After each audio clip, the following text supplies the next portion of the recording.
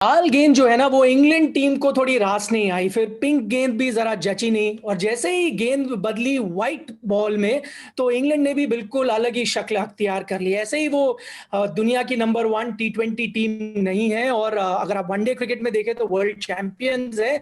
और यही नतीजा है कि फिलहाल T20 सीरीज में भारत से उन्होंने 1-0 की बढ़त ले ली है। आप देख रहे हैं ESPN cricket for match day.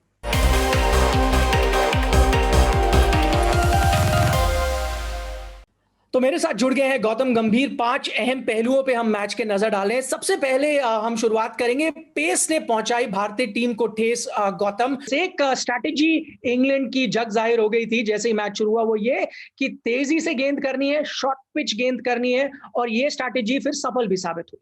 देखिए, बहुत ऐसी कम टीमें हैं जिनके पास 2 या 3 ऐसे गेंदबाज हैं जो 140 के ऊपर की गति से गेंदबाजी कर सकते हैं। Jofra Archer, Mark Wood, Chris Jordan. जब आपके पास इस तरीके के गेंदबाज होंगे तो किसी भी टीम को तकलीफ हो सकती है।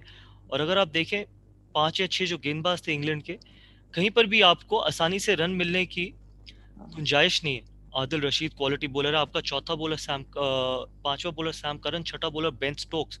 तो इसलिए इंग्लैंड अपनी पेस गेंदबाजी है उसको बहुत अच्छे तरीके से इस्तेमाल किया। और जब आप पहले 6 ओवर में 3 विकेट खोते थे तो फिर किसी भी टीम के लिए बहुत मुश्किल है वापसी करना।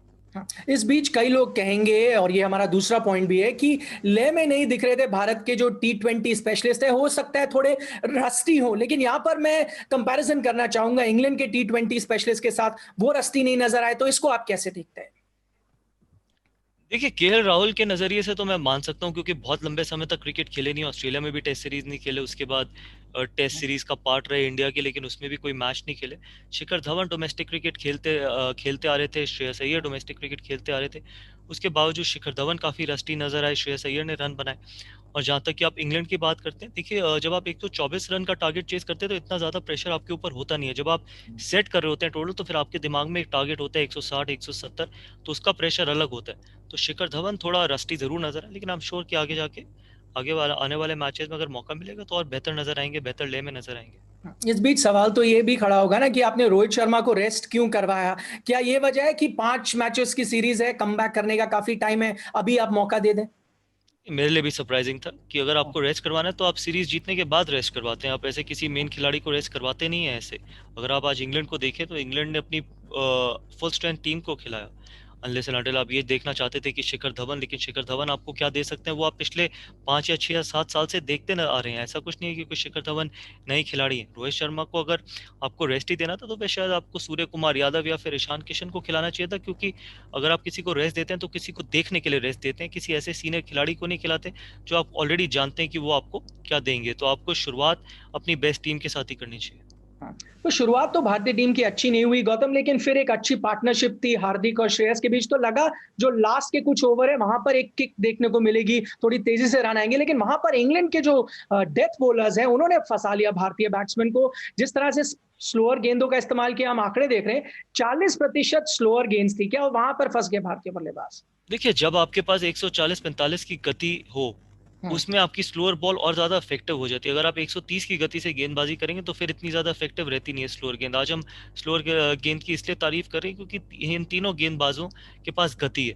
प्लस हम्म। आपको मिक्स करते रहना पड़ेगा T20 क्रिकेट में आप एक ही तरीके से गेंदबाजी नहीं कर सकेंगे।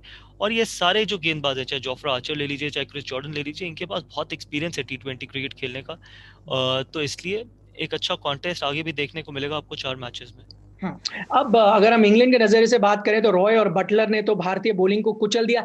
आपने जैसे पहले भी कहा कि जब टारगेट इतना छोटा होता है ना तो शायद कई बार आसान भी होता है चेज करना, प्रेशर नहीं होता। मैं इस बीच सोच रहा हूं कि भारतीय टीम अलग क्या कर सकती थी, खासतौर पर अगर स्पिन गेंदबाजों के बारे में बात करें। आपने अक्षर को पावर प्ले में करा दिया, चहल जो अक्सर पावर प्ले में नहीं करते उनको करा दिया। क्या आप हैरान थे? वॉशिंगटन जो ज्यादा सूटेड है पावर प्ले में, उन्हें आजमाया जा सकता था। देखिए, जब दो राइट हैंडर्स बल्लेबाजी कर रहे हो तो फिर ऑफ स्पिनर को आप नहीं करवाते हो। जिस तरीके के फॉर्म में अक्षर पटेल है तो ठीक कप्तानी थी, कप्तानी में ऐसी कोई खराबी नहीं थी। जब आप 124 का टारगेट डिफेंड कर रहे हो तो बहुत कम मैचेस होते हैं जिसमें आप डिफेंड कर पाते हैं। मुझे नहीं लगता कि वॉशिंगटन सुंदर को नई गेंद से या पहले छोर में गेंदबाजी करवानी चाहिए थी, अक्षर पटेल के साथ ही करवानी चाहिए थी। और जब आप 124 का टारगेट चेस कर रहे हो तो आप जाके फ्रीली खेल सकते हैं जब आपके पास इतनी ज़्यादा डेप्थ है अपनी बैटिंग में। इस बीच अगर भारतीय टीम ने 124 रन ही बनाए हो, लेकिन शायद हाइलाइट जो शॉट ऑफ द डे था, वो जाता है ऋषभ पंत को। उसके बारे में आप क्या कहेंगे? जोफ्रा आर्चर को उस तरह से मानना, मुझे ऐसा लग रहा है कि कहीं न कहीं जिमी एंडरसन कहीं बैठे होंगे आराम से और हँस रहे होंगे। देखिए, सिर्फ मेरे साथ ही नहीं, किसी भी गेंदबाज के साथ ऐसा शॉट खेल सकते हैं। अच्छा शॉट था, ब्रेव शॉट था, उस सिचुएशन में ऐसा शॉट था। अगर वो आगे खेलेंगे और अगर ऐसे एग्जीक्यूट करते रहेंगे तो बहुत अच्छी चीज़ है, लेकिन अगर एग्जीक्यूशन नहीं होगा तो फिर हमारे को क्रिटिसिज्म इतना ज़्यादा नहीं करना चाहिए। चलिए, आखिरी सवाल ये है कि क्या टॉस बना हार की बहुत बड़ी वजह इस मैच में? बिल्कुल भी नहीं। हुँ, टॉस मुझे नहीं लगता किसी भी मैच में बहुत बड़ी वजह होती है। हाँ, शायद टेस्ट क्रिकेट में इतना मैटर ज़रूर करती है, हुँ, क्योंकि टेस्ट क्रिकेट में कंडीशंस चेंज होती चली जाती हैं। पहले दिन से दूसरे दिन में सरफेस दूसरा होगा, तीसरे दिन में सरफेस दूसरा होगा। टी20 क्रिकेट में 40 ओवर में सरफेस कभी भी नहीं बदलता। हाँ, आपको श्रेय देना होगा, क्योंकि कई बार ऐसा होता है कि जब इंडियन टीम मैच हारती है तो फिर हम बहुत चीज़ें देखने लगते हैं, क्या टॉस फैक्टर है, क्या कोई बाकी चीज़ें फैक्टर है। कई बार आपको ऑपोजिशन को भी ये क्रेडिट देना ज़रूरी है कि ऑपोजिशन उनसे बेहतर क्रिकेट खेली और इसमें कोई खराबी नहीं है। दो टीमें जब खेलेंगी, दूसरी टीम भी खेलने आई है, तो मुझे लगता है टॉस इतना बड़ा फैक्टर नहीं था, गेंदबाजी बहुत बड़ा फैक्टर था कि जिस तरीके से Mark Wood, Chris Jordan, Jofra Archer ने गेंदबाजी करी, तो हाँ। उस गेंदबाजी को श्रेय देना बहुत ज़्यादा ज़रूरी है रादर देन टॉस के। इसी से जुड़ा, इसी के संदर्भ में अगला सवाल ये है कि क्या भारतीय टीम अब सोचेगी 3 स्पिन गेंदबाजों का जो निर्णय लिया था, क्योंकि ऐसा लगा तो नहीं कि ड्यू है, लेकिन आगे आने वाले मैचेस में क्या आप चाहेंगे कि एक्स्ट्रा फास्ट बॉलर है, 3 फास्ट बॉलर, 2 स्पिनर चल जाएंगे? देखिए, सबसे पहले तो रन बनाने पड़ेंगे बोर्ड पे।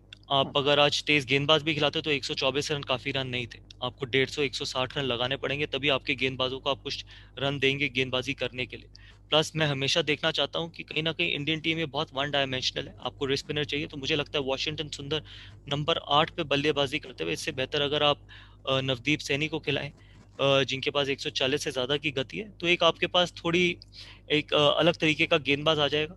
तो वो मैं ज़रूर देखना चाहूँगा। और आपने देखा है कि भुवनेश्वर कुमार इंजरी के बाद वापस आ रहे हैं, हार्दिक पांड्या 100% फिट नहीं है, बॉलिंग फिट नहीं है, तो इसलिए एक और तेज़ गेंदबाज होगा तो थोड़ा बेटर बैलेंस होगा।